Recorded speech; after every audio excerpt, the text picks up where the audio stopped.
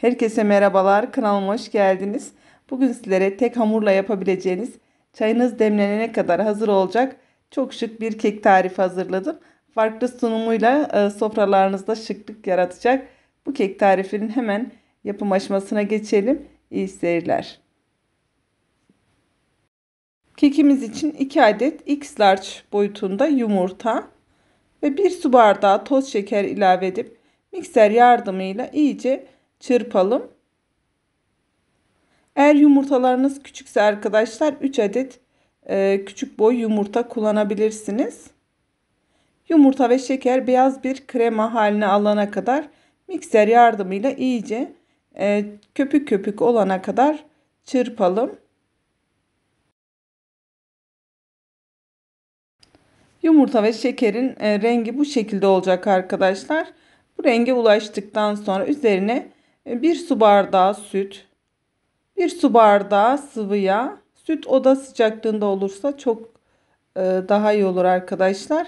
Mikser yardımıyla tekrar harcımızı karıştıralım. Üzerine 2 su bardağı unumuzu ilave edelim. Bardak ölçüsü 200 milim arkadaşlar. 1 paket kabartma tozu, 1 paket vanilin ilave ettikten sonra mikserimizi önce açmadan şöyle bir karıştıralım ki un savrulmasın. Daha sonra mikser yardımıyla harcımızı hiç topak kalmayacak şekilde karıştıralım. Kek harcımız hazır arkadaşlar. Kıvamı bu şekilde olacak. Beyaz kek harcımızı 2 kepçe kadar sıkma torbamıza alalım. Eğer elinizde sıkma torbası yoksa kalın bir buzdolabı poşetinde sıkma torbası olarak kullanabilirsiniz. Kalan kek harcımıza 2 yemek kaşığı kakaomuzu ilave edip önce mikserimizi açmadan şöyle bir karıştıralım. Daha sonra mikserimizi açarak tamamen hiç topak kalmayacak şekilde kek harcımızı iyice karıştıralım. Normal keklerden kıvam olarak daha koyu kıvamlı olacak. İki renkli kek olacağı için arkadaşlar akışkan bir kıvamı olmayacak. Kıvamını sizlere göstereceğim. Kek harcımızın koyuluğu bu şekilde olacak. Bu kıvamda olacak. Spatula ile kek harcımızı şöyle bir toparlayalım. Daha sonra yuvarlak borcamımızı çok az yağla fırça yardımıyla yağladıktan sonra harcımızı borcamıza alacağız. 1-1,5 yemek kaşığı kadar sıvı yağımızı borcamıza alalım ve fırça yardımıyla her tarafına gelecek şekilde sürelim. Kek harcımızı borcamıza alalım.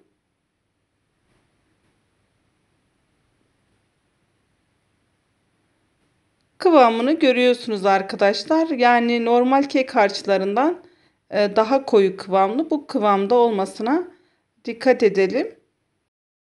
Harcımızı spatula ile yaydıktan sonra borcamımızı şöyle bir sallayalım ki harcımız eşit bir şekilde yayılsın.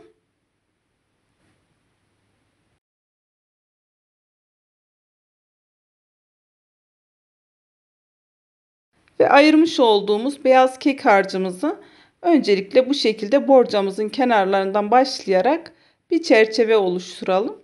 Daha sonra küçük üçgen dilimler şekli vererek pastamızın yani kekimizin şeklini tamamlayalım. Her bir çizgiden 2 defa geçeceğiz. Öncelikle kekimizi tamamen şekillendirelim. Daha sonra aynı kısımlardan bir kat daha geçeceğiz. Kekimizi şekillendirirken hatırlatmamda yapmak istiyorum. Eğer kanalıma hala abone değilseniz abone olup desteklerseniz çok sevinirim. Abone olduktan sonra da zil simgesine basarsanız yayınlamış olduğum tüm videolar size anında bildirim olarak gelecektir. Arada minik minik damlacıklar oluşursa kaşık yardımıyla kekimizi tamamen şekillendirdikten sonra alabilirsiniz. Kekimizi tamamen şekillendirdikten sonra görmüş olduğunuz gibi tekrar çizgilerimizin üzerinden geçelim. Bu kek tarifi bana ait arkadaşlar. Çayın kahvenin yanında çok pratik oluyor. Yani çayınız demlenene kadar hazır olacak farklı bir tarif.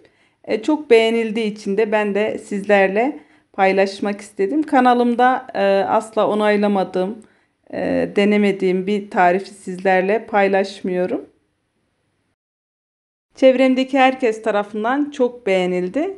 Hem görselliği hem lezzeti farklı bir kek tarifi. Yani iki lezzet bir arada arkadaşlar.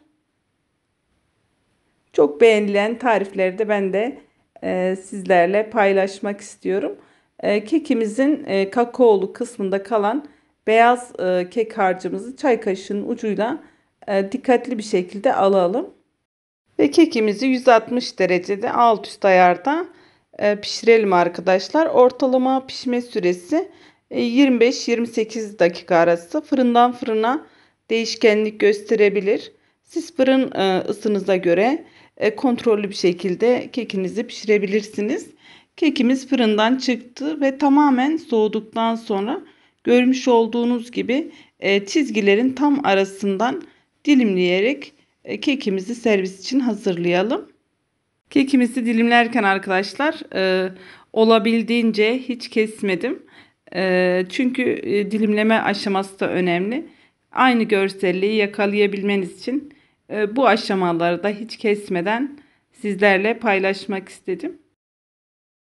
Kekimizi dilimledikten sonra hemen en keyifli kısma, yani doku testine geçelim arkadaşlar.